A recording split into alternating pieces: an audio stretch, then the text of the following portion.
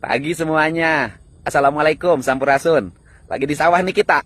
Sebentar lagi mau jalan ke puncak untuk menanam pohon di area wisata yang kemarin sempat dibongkar. Hibich itu namanya. Saya lupa itu nama yang sebenarnya apalah ya. Pokoknya itu.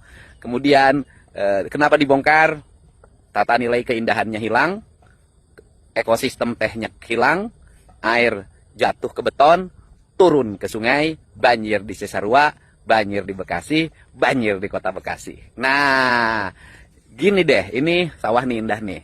Indonesia ini punya modal kepariwisataan yang sangat luar biasa. Satu, punya alam yang sangat indah. Punya gunung yang menjulang, punya hutan yang menghijau, punya laut yang membiru dengan ombaknya yang sangat dahsyat dan indah, punya aliran sungai yang berkelok. Problemnya apa? Gunungnya gundul, sungainya menyempit, keruh, penuh dengan sampah, kemudian lautnya, pantainya tidak tertata, banyak bangunan, kemudian kotor. Nah, caranya gimana? Gunungnya harus hijau kembali, lautnya harus bersih, indah, tertata, kelok sungainya harus terjaga, sampah-sampahnya tidak boleh ada, pariwisata pasti berkembang, taruhan saya.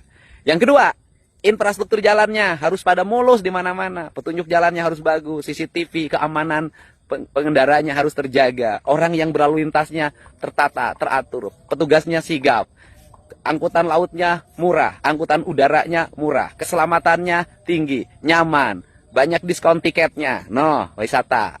Yang ketiga, masyarakatnya ramah, menjaga budayanya, menjaga tradisinya, tidak berbohong, tidak menaikkan tarif angkutan, tidak menaikkan tarif beca, tidak menaikkan tarif andong, tidak menaikkan tarif ojek, tidak menaikkan tarif Grab, tidak menaikkan tarif taksi terhadap wisatawan, tidak menaikkan tarif makanan kepada wisatawan. Nah, kejujuran para pelaku usaha di bidang transportasi, di bidang makanan, di bidang fashion, yang jualan kaos, jualan baju, souvenir semuanya sesuai dengan harga yang sebenarnya, nggak boleh ditambah-tambahin.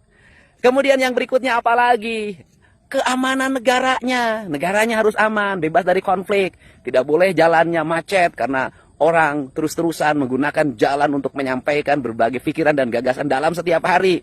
Kemudian tidak ada perkelahian antar geng, antar kampung, antar kabupaten, antar suku, nggak boleh.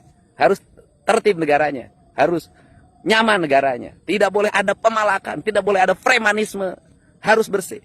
Kemudian yang berikutnya adalah apa lagi? Jaringan internetnya terkoneksi, telekomunikasinya terkoneksi, sinyalnya selalu menyala. Nah, kemudian yang berikutnya apa lagi? Pemerintahnya ramah terhadap negara-negara lain, bercerita tentang bagaimana keadaan negaranya, bercerita tentang sejarahnya, bercerita tentang bagaimana masa depan negaranya.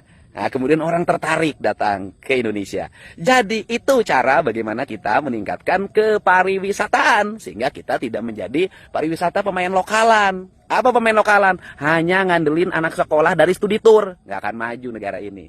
Buat apa? Karena devisanya nggak akan masuk. Kita berharap devisa negara itu lahir dari kepariwisataan, yaitu duit luar negeri masuk ke kita. Bukan duit kita terus lari ke luar negeri. Caranya bagaimana? Perjalanan tiket Jakarta-Bali harus lebih murah dibanding Jakarta-Singapura. Perjalanan tiket Jakarta-Labuan Bajo harus lebih murah dibanding Jakarta-Malaysia. Nah, Jakarta-Thailand. Jadi perjalanan domestik kita harus lebih murah dibanding dengan perjalanan tiket ke luar negeri. Itu caranya. Kalau itu terjadi, maka orang luar negeri datang ke kita. Tapi kalau sebaliknya, perjalanan luar negeri lebih murah, kepada kabur ke luar negeri. Harus apa yang dilakukan? Membangun branding bangsa. Bagaimana membangun branding bangsa? Kita harus percaya, yakin pada keberadaban bangsa kita. Jos, maju wisata Indonesia, lemur diurus, kota ditata, Jawa Barat istimewa.